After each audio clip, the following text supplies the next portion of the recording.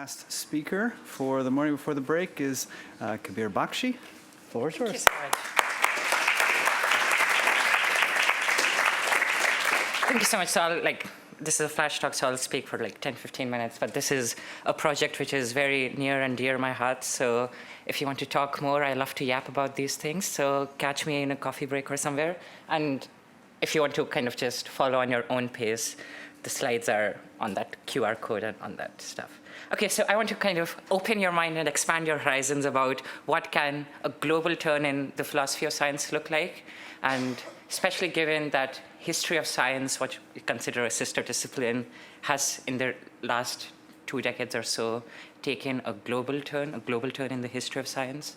And some of you might say, well, history of science has always been global since its conception. It's always been engaged with the non-North Atlantic world. There are natural histories going back to the 16th century about the non-North Atlantic world. This is from the first issue of one of the flagship journals of history of science, ISIS, the Geometry of the Hindus.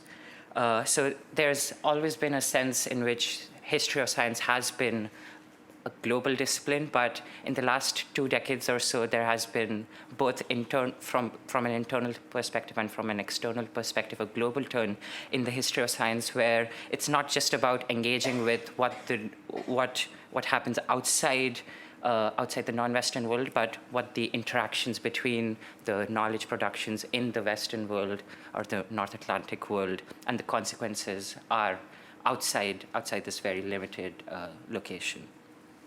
So, as you all know, History of Science Society meets biannually at the same time. The Philosophy of Science Society meets in the same year. Now, this is their kind of proposal list or call for papers for their conference this year. And as you can see, they're also looking forward. But one of the kind of things that immediately jumps out is how global in perspective the History of Science Society is and wants to shape the discipline to be. And this is not just you can just go through recent reviews of books or journal articles or other kind of very important books in the field, and you see that there's this very big trend towards a global history of science in the history of science. And kind of one of the major themes that I want to kind of just bring out here is that this really concerns the transmission, creation, modification, and interaction of knowledge in these very specialized and local and location-specific settings. So the question I want to ask, and I want you to think about throughout, today, tomorrow, maybe the next month, maybe the next year, is what can a global turn in the philosophy of science look like? There is a global turn in the history of science, but is there something unique to philosophy of science? What can philosophy of science bring about, and what can a global turn in philosophy of science look like? A very interesting question, which is maybe not what I want to answer here, is why there hasn't already been a global turn in the philosophy of science, given that for the last 2 decades there has been a global turn in the history of science. And that's an interesting question as well, but I'll just want to focus today on what a global turn can look like. I'll kind of present 2 accounts, one which in the philosophical tradition that I'll call the naive account because I don't like it. The other one I'll call with a proper name, and that's the one I'll say is a good account. Okay. So the kind of slogan, if there is any slogan to the talk, is that what we really want is history and philosophy of science is usually called, one of the ways to talk about history and philosophy of science is that it's a marriage between history and philosophy of science. I want to kind of say that, no, marriage is maybe not the best way to think about it. It's really, there's no separation. It's a merger. It's it's Goldman and Sachs or whatever. I don't know if they've merged, but there you go. So, okay. Here's the account, one way to think about it. I call it a naive account, but it's actually quite nice, but I don't think it works in this sense. So one kind of easy way, one way to think about global history and philosophy of science is to think that once we do global philosophy of science, once we do global history of science, we get just an expanded range of historical case studies or case studies from contemporary science or situations where science works in different ways and the interactions. And what this gives us is a much more complete and fuller picture of science and how science works. And that's very important for philosophers of science. This provides a more robust, more complete picture, and it also provides a much larger evidential base to disconfirm or confirm our philosophical theories or philosophical accounts of scientific methodology and how science works. And this is in the spirit of the, I was talking yesterday, this is in this, or day before yesterday, this is in the spirit of the VPI project about scrutinizing science, where here's a set of theses, philosophical theses, and here's like history, which bears with all its evidential weight on whether philosophy, this is like confirmed or disconfirmed. And I think there has been some pushback on this approach, but I think if you think about this, especially in the terms of global philosophy of science, there are particular problems that arise. So one kind of very obvious problem, and I think hopefully you'll kind of immediately see, is that if you take this approach, there's you have to start off with kind of solving a global version of the demarcation problem, because if you want to say that these case studies or these historical episodes from outside North Atlantic, non-Western localities disconfirm or confirm philosophical thesis, then you have to first kind of say, well, okay, maybe this is science, this is not science, and this is a very hard problem, and with very major downstream effects on how we think and conceptualize science. In some way, you want the demarcation problem not to be solved beforehand. You want what you do in global philosophy of science to impact how you think about what science is. So I think this is like a major problem for this approach. The other approach, and this is a more kind of post-colonial approach, but this is, I think, after listening yesterday to the feminist philosophy of science kind of roundtable discussion, this is also, I think, a feminist critique of this kind of approach, which is it still conceptualizes the non-West or the non-North Atlantic as just a source of like raw material where you extract it, and the kind of intellectual knowledge production happens in this very particular location of the Earth, but of everywhere else, it's just a kind of raw material extraction stuff, and it comes and you transfer it. So I think for these two reasons and for some others, this kind of approach of confirming, disconfirming philosophical thesis doesn't really work. So again, what I want to advocate for is this merger, and this kind of ties very nicely to debates in the integrated history and philosophy of science about what is to do history and philosophy of science. And there's this one conception that has been defended recently, and it came out in Paul's discussion as well, which is a kind of historicist approach to history and philosophy of science, where it's not about disconfirmation or confirmation of philosophical thesis in light of evidence from history of science, but it's really about tracing concepts and criteria of evaluation and methodology and understanding of a scientific concept and how it came about and why we as humans and why we and the scientists who are interested in the scientific enterprise use these concepts and how they use this. And this has a kind of good, especially in recent history and philosophy of science, a good lineage. And this is one of my kind of favorite papers on this topic by Shikori, and she kind of says what she thinks the historicist approach to philosophy of science is, where you start off with, one way to go about it is to start off with a preliminary concepts and methods in philosophy of science, try to look at really do history of science and see what's going on, and then iterate on those concepts, and then do this circulation thing more and more and more, and then specify your concepts, and then again look at the history. So this is again very closely related to what Ha-Seok Chang says with epistemic iteration. This is closely related to what Hugh Price says with him when he talks about doing philosophy of science as doing philosophical anthropology rather than anything. And I think there's lots to learn from there. Perfect. So as with any good kind of talk, I'll kind of end up with trying to just very briefly sketch what one way to do, one approach, or one kind of way to do this global history and philosophy of science in this historicist approach will look like. This will, of course, be very quick, but I want to just give you a flavor of what it might be. And in the kind of fuller paper that I have on this topic, I actually go into more detail and apply more stuff. So a central concept in the global history of science is this concept of circulation. It really started in some sense, or got prominence in this 2007 book by Kapil Raj, where he says that instead of thinking about knowledge production at a specific location, knowledge is produced, and the material objects of knowledge really are much better understood as products of these circulation between the different localities and different communities. Here's, I mean, an out of context quote, but he's concluding his book here, and he says that what the book argues for is the mutable nature as much of the men, but also of the instruments and the knowledge and the skills in the course of the geographical displacement and the geographical interaction. So it's in this like circulation between when knowledge products and knowledge actors from different societies and different locations meet and circulate. This is where knowledge is produced instead of just being produced in a lab or on like journal articles. And he uses lots of historical examples. The one that he uses, and I've worked on a bit, and I just realized that Mikhail also worked on it, is the Great Trigonometrical Survey of India, which is just mapping by the British colonial enterprise, just mapping the boundaries of their empire.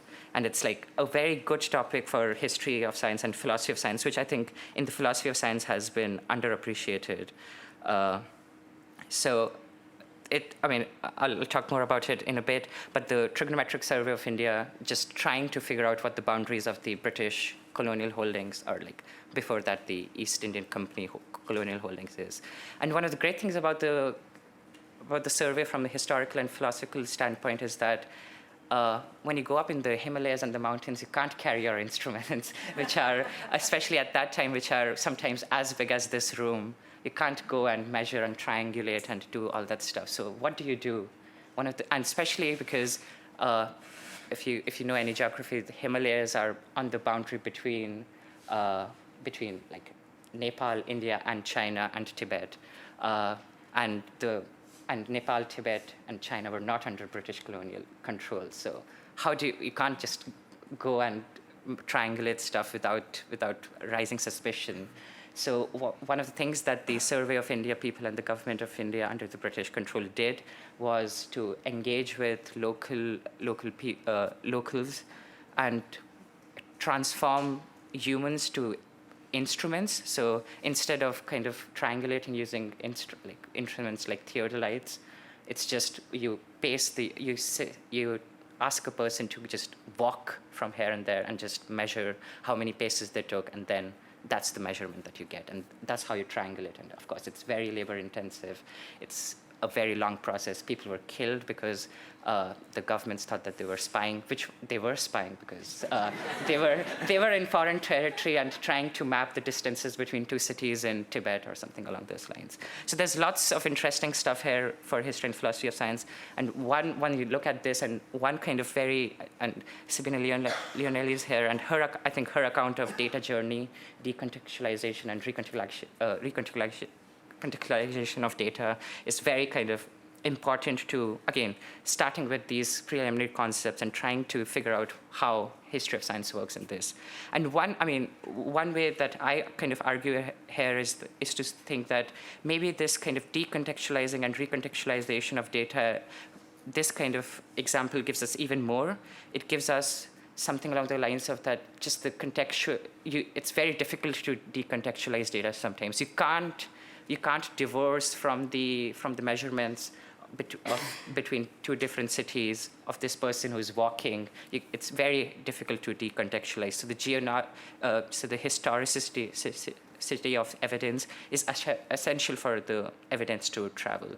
And this is also very closely related to what Nora Boyd argues with her kind of enrichment of empirical evidence. So this is one way in which history of science, global history of science, can inform global philosophy of science. There's other ways in which it can go the other way as well. So this central concept of circulation is conceptually very, in some sense, not fully fleshed out.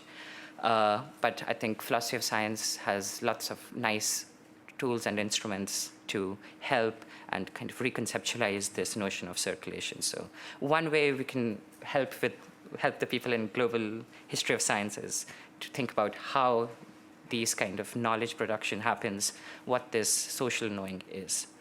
Of course, shout out to Peter Gallison and Trading Zones. I'll just end by I talk a bit more about these in the paper as well, but there's like lots of interesting stuff to do. And I think really point I want to press is that, especially in when we talk about aims of science, scientific objectivity, instrumental reliability, and philosophy of science, it's not just helps to have a global perspective. I think it's essential to have this global perspective. This is where the interesting stuff is happening. And without looking at a global philosophy of science, none of these, I think, give us a complete account. So as people have said, don't be scared, don't be shy, come on in, the water's fine. Perfect, thank you.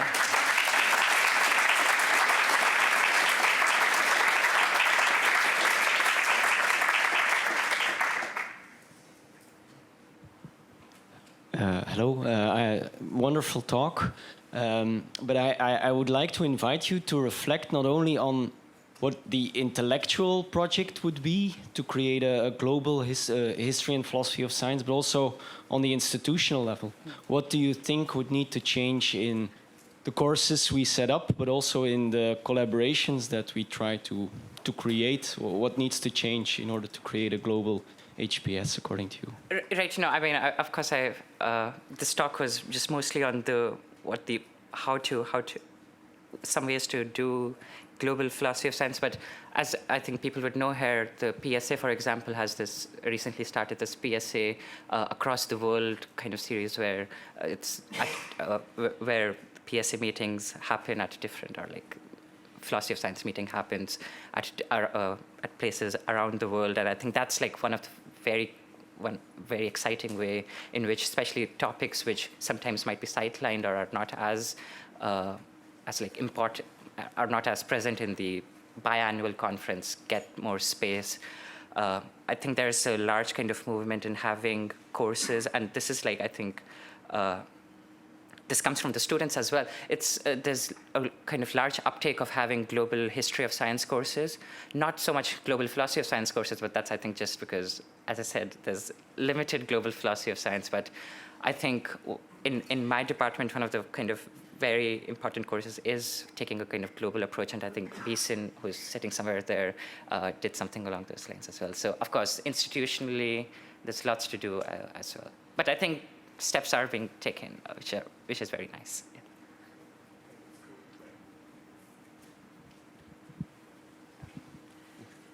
Yeah, thanks. So I want to try to maybe defend this naive approach a bit, as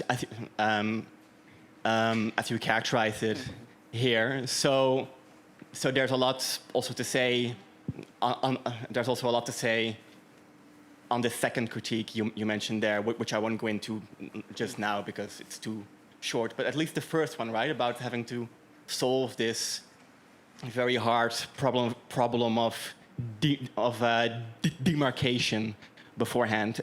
I wonder if we're not like throwing up a hurdle that needn't be as big as it's presented here. Say if I want a historically sensitive theory of explanation, for example, then I can start off with an a priori, purely abstract, DN model. Then I can say, oh, wait a minute, what did someone like Newton or Galileo do?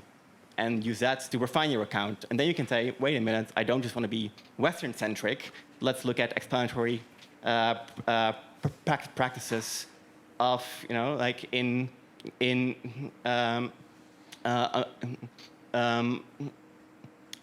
with Chinese thinkers or Indian thinkers, etc., and use that to get to a more general account. That seems to be a perfectly fine approach of going towards a global philosophy of science. So I'm just curious to hear more about your reasons for not liking this. Yeah, I mean, okay, maybe here's another way to look at it, and I mean, I'd be happy to talk more.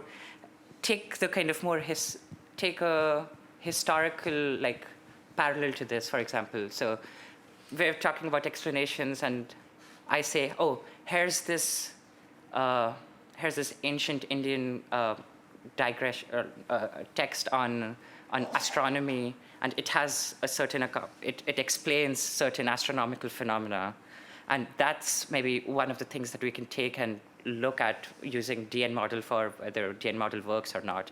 But then I think a kind of obvious question that's to ask there is, well, a kind of rejoinder would be, I don't think that this ancient Indian text is doing science or is science in the way that we modern post-industrial people think is science. And I think that's the kind of parallel I want to draw, in the sense that there's lots of discussion about, for example, in like bioethnography as well, about scientific practice or like indigenous scientific practices, and the kind of the questions I always get, and always in Q&A you see, is that, oh, well, okay, maybe this is not the same kind, we'll grant it's science, but it's not the same kind of science we're interested in. And I think that's why I wanted to kind of bracket that and say that you have to kind of get into these discussions, which are very important but hard and have large downstream effects to do. Perfect, thank you. So last short question, Alan. Yes, thank you. It's a short question, but it might not be an easy question to answer, I hope. Thank you for bringing back our relations to our historian friends, which has been largely absent. I want to ask you a question about the relation of both the historical project and your project to Sarton. Because the global reach of Sarton's history of science was very explicitly for what he said was a philosophical purpose, namely to show the unity of knowledge and the unity of humanity. It was the new humanism. So it was like, there was a reason why it had to be global, because you had to show that all knowledge across all the world showed both that knowledge and humans were the same thing everywhere. Presumably that's not the intention of the new global history of science. And I just would like to know, regards them, what their vision, larger vision of why they're doing this is, and what your vision of doing it in philosophy is for. Yeah, no, I think I mentioned at the start as well that, I mean, he founded the ISIS kind of journal, and if you see the first like 10 years when he was the editor, there's this very strong kind of global character to it, and because of his other kind of commitments. But I think one kind of very major difference, in addition to what I mentioned about thinking about knowledge products and knowledge circulation from like Sarton's time to contemporary time, contemporary global history of science, is this is a move away from thinking about the category of analysis of history of science as in terms of civilizations or like these large-scale cultures. So it's not about like Needham's question about the why didn't China develop like modern science or something along those lines, or somewhat along the lines of Sarton as well, that what's the kind of science practiced by this civilization, or what the history is. So that there's a big move away from talking about terms in terms of civilizations and that kind of very large-scale nation-level stuff, to much more kind of not micro, but even macro and scientific institutional history. So how is it that the British-controlled survey of India influence and interact with the locals and the colonized subjects to produce knowledge which couldn't have been produced in some sense, according to Kapil Raj, either in London or just in Delhi. It's really the circulation and the interaction that creates this new kind of knowledge. So there's lots of, so I think the interesting stuff, and which is very interesting for philosophy of science, this is something new for, according to me, is that there's this something that happens in this, according to history of historians of science, this new interaction that happens in this interaction, which is super interesting. And I think that's one kind of big move away from the kind of previous global history of science. Let's think, Kabir.